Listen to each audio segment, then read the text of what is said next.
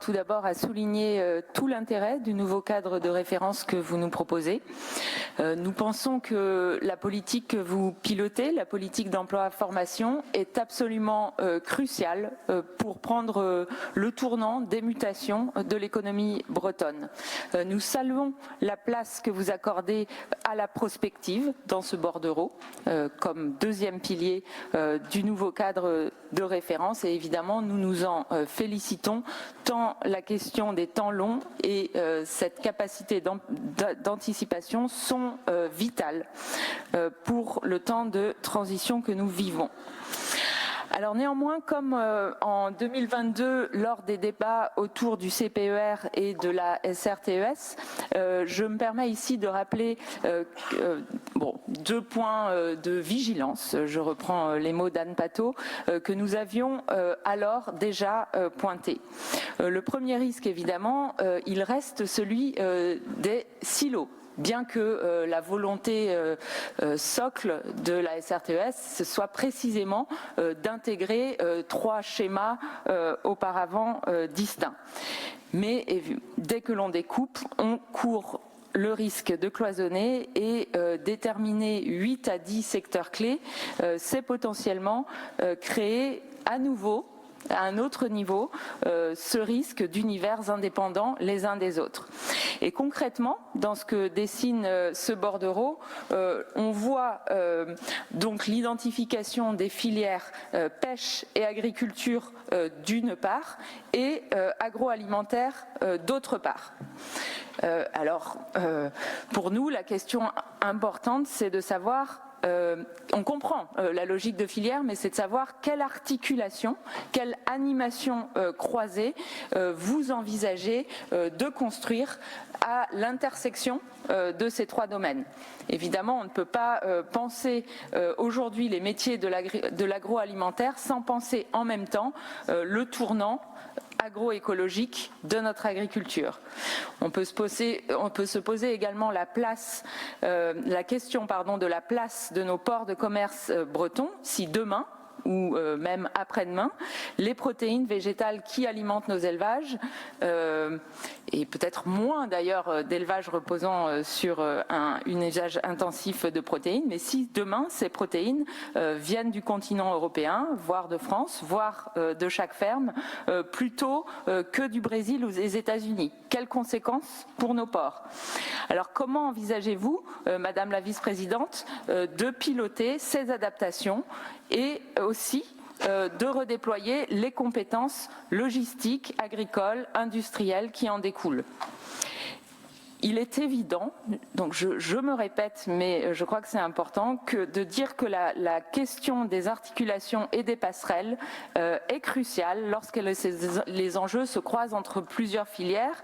Et d'ailleurs, le MEDEF souligne, à raison, nous le soulignons, le fait que la logistique et les transports sont, du point de vue des compétences, du point de vue des spécificités de ces métiers, des filières qui doivent s'orchestrer de manière spécifique, s'orchestrer en soi. Et évidemment, toute la difficulté, c'est qu'il faut avoir cette orchestration spécifique tout en pensant les liens avec l'ensemble des dynamiques de production à l'échelle de la Bretagne. Alors, ça c'était pour le premier écueil ou le premier point de vigilance qui est entre filière, silo et puis articulation de l'autre. Le second écueil possible, mais il vient également d'être évoqué par Anne Patto, c'est la question territoriale. Et ce lien est bien décrit dans votre bordereau. C'est même l'un de ces objets avec un double sens assumé du local au régional et du régional au local. Mais le vide à combler et donc le risque, de notre point de vue, c'est la capacité à réellement porter le dialogue social à cette échelle territoriale, à vraiment l'animer.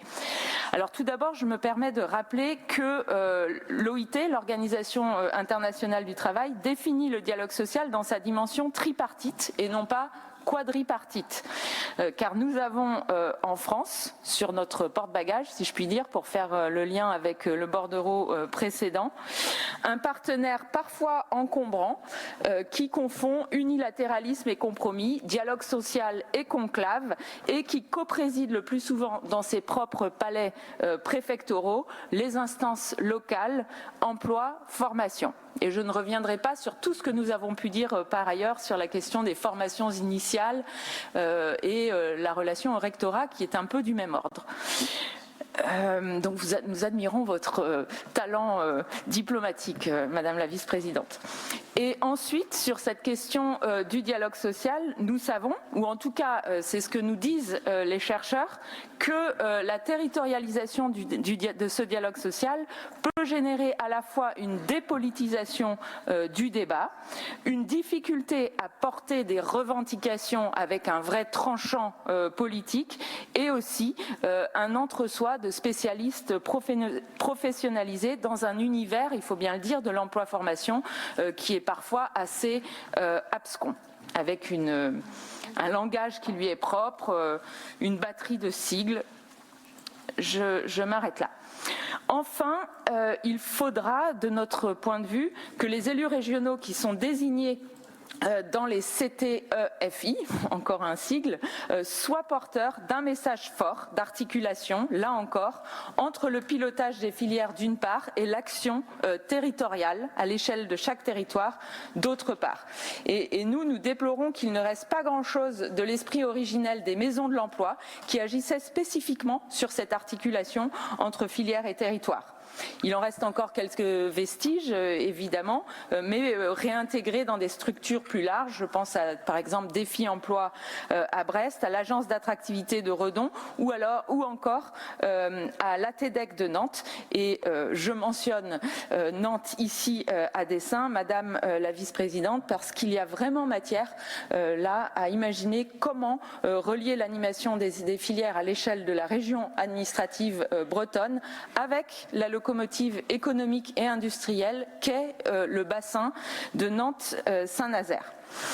Par ailleurs, sur la méthode, nous regrettons quand même que ce bordereau ne propose pas plus nettement les secteurs retenus.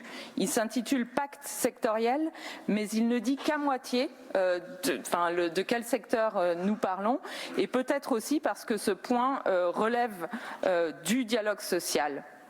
Vous pourrez nous le dire. Venons-en pour finir aux filières qui sont malgré tout retenues. La seule novation clairement annoncée, c'est l'émergence d'une filière santé. Et ça nous semble évidemment plus que bienvenu, tant ce sujet est crucial pour la cohésion sociale et territoriale de la Bretagne. Mais pour le reste, on se dit, ou on présume, que les évolutions concerneront moins les choix de filières en tant que tels qu'un redécoupage de leurs périmètres internes dans le trait fin.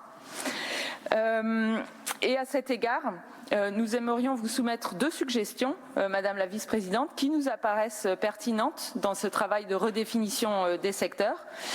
Tout d'abord, notre groupe plaide pour un accompagnement, et nous l'avons déjà fait avec Christian Guillonvard à plusieurs reprises, pour un accompagnement renforcé des acteurs de l'éco-construction. Et lors de visites de terrain que nous avons dédiées notamment au lin et au chanvre, nous avons pu jauger les éléments de structuration de filières dans des territoires voisins de la Bretagne aussi. Je pense par exemple à la Vendée.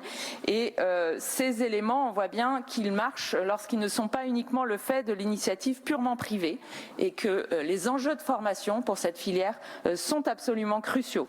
Et au passage, notre groupe salue le fait que le centre formation en éco-construction Nora Formation, un centre vraiment pionnier en la matière, situé à Saint-Nicolas-de-Redon, donc en Loire-Atlantique, bénéficie d'un soutien de longue date de la région Bretagne. Et puis enfin, mais ça a été rappelé, nous ne pouvons pas nous désintéresser aujourd'hui de l'enjeu émergent du secteur de la défense. Et au-delà des institutions comme la Naval, aujourd'hui Naval Group, qui correspondent à un modèle classique de l'industrie de défense nationale, il nous semble qu'il faut aujourd'hui penser de manière un peu novatrice cette question de la défense et notamment penser, parce que le rôle d'une région, c'est pas évidemment de se substituer à l'État sur ces questions, mais nous pouvons penser une dimension mixte d'activités civiles et militaires. La question se pose dans le cas des fonderies de Bretagne et il nous semble que tout l'enjeu, c'est d'insérer la réflexion sur la défense militaire dans une réflexion industrielle de la Bretagne qui devienne vecteur de productivité, d'innovation et de connaissances utiles pour la société civile bretonne. Alors il ne s'agit pas de refaire un DARPA breton, ce serait peut-être ambitieux. L'agence américaine qui avait donné lieu à l'ARPANET, puis l'Internet, au GPS, mais on a quand même des atouts, un secteur de la cybersécurité qui nous permet de penser ces nouvelles articulations. Et donc, Madame la Présidente, pour ça, effectivement, il est utile d'ouvrir toutes les formes de dialogue, des dialogues qui nous relient aussi aux crises géopolitiques du moment. Et c'est dans cette vision que, selon nous, le travail sur ces pactes sectoriels de compétences constitue un maillon précieux.